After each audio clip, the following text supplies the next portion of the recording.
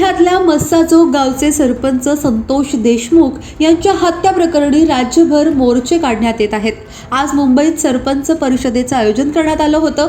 यावेळी भाजप आमदार सुरेश धस सहभागी झाले होते। आमदार धस यांनी देशमुख यांच्या हत्या प्रकरणातील आरोपींना मोक्का लावण्याची मागणी त्यावेळी केली। सरपंच परिषदेत बोलताना आमदार सुरेश धस म्हणाले की सरपंच संतोष देशमुख यांचा गुन्हा काय होता।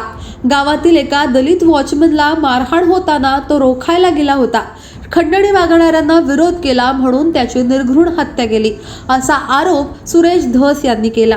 संतोष देशमुख पुढे जाऊन जिल्हा परिषद सदस्यही झाला असता, पण त्याची हत्या केल्यामुळे कोणताही सरपंच समाजसेवेचं काम करण्यासाठी पुढे येणार नाही। यामुळे सर्वांनी मिळून देशमुख यांच्या कुटुंबियांना न्याय मिळेल याची काळजी घ्यायला पाहिजे असं सुरेश धस म्हणाले। ते पुढे म्हणाले की कितीही वेळ होऊ द्या, देशमुख यांना तुमच्या मनातून जाऊ देऊ नका। ग्रामपंचायतीचे प्रमुख म्हणून तुम्ही आलात, आरोपींना मोक्का लागला पाहिजे। 302 मध्ये गेले पाहिजेत, ते बिनभाड्याच्या खोलीत गेले पाहिजेत, त्यांचे नातेवाईक सुद्धा तिथे गेले नाही पाहिजेत, त्यांचा तेरे नाम झाला पाहिजे, सलमान खान सारखी त्यांची अवस्था झाली पाहिजे असं आमदार धस म्हणाले। देशमुख यांच्या पत्नीला नोकरी लागली पाहिजे, नोकरी लागली तर कुणीही तडजोडीला त्यांच्याकडे गेलं नाही पाहिजे। हा रोष लोकांपर्यंत घेऊन गेलं पाहिजे। सरकार सरपंच यांच्या बाबतीत पॉझिटिव्ह आहेत। आज सायंकाळी देशमुख यांचं कुटुंब देवेंद्र फडणवीस यांची भेट घेणार आहे। सर्वांनी देशमुख यांच्या कुटुंबियांसाठी राहा।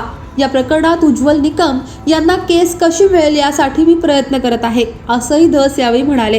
दरम्यान धस यांनी पंकजा मुंडे यांच्यावर केलेल्या आरोपांवर आज पत्रकार परिषदेतून पंकजा मुंडे यांनी प्रतिक्रिया दिली आहे। बीड हत्या प्रकरणावरून पंकजा मुंडे शांत असल्याचा आरोप सुरेश धस यांनी केला होता। त्यावर प्रत्युत्तर देताना पंकजा मुंडे म्हणाल्या की संतोष देशमुख हत्या प्रकरणाच्या चौकशीसाठी SITची स्थापना करावी अशी पहिली मागणी मी मुख्यमंत्री देवेंद्र फडणवीस यांना पत्र देऊन केली होती।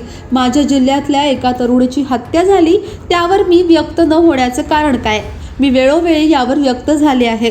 या प्रकरणात कोणीही कितीही मोठा असला तरी त्याला पाठीशी घालणार नाही असं मुख्यमंत्र्यांनी विधानसभेच्या पटलावर सांगितलंय। मी सरकारमध्ये कॅबिनेट मंत्री आहे आणि माझे मुख्यमंत्री जेव्हा विधानसभेच्या पवित्र फ्लोअरवर सांगतात की ज्यांनी निर्घृण हत्या केली त्यांना पकडू आणि शिक्षा करू असं त्यांनी सांगितल्यानंतर मी पुन्हा मत मांडणं योग्य नाही।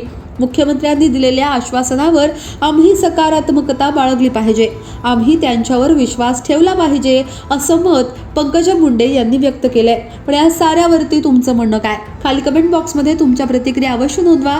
आत्तापर्यंत जर का लोकमत सबस्क्राईब केलं नसेल, फॉलो केलं नसेल तर लगेच सबस्क्राईब करा, फॉलो करा आणि पाहत रहा लोकमत। धन्यवाद।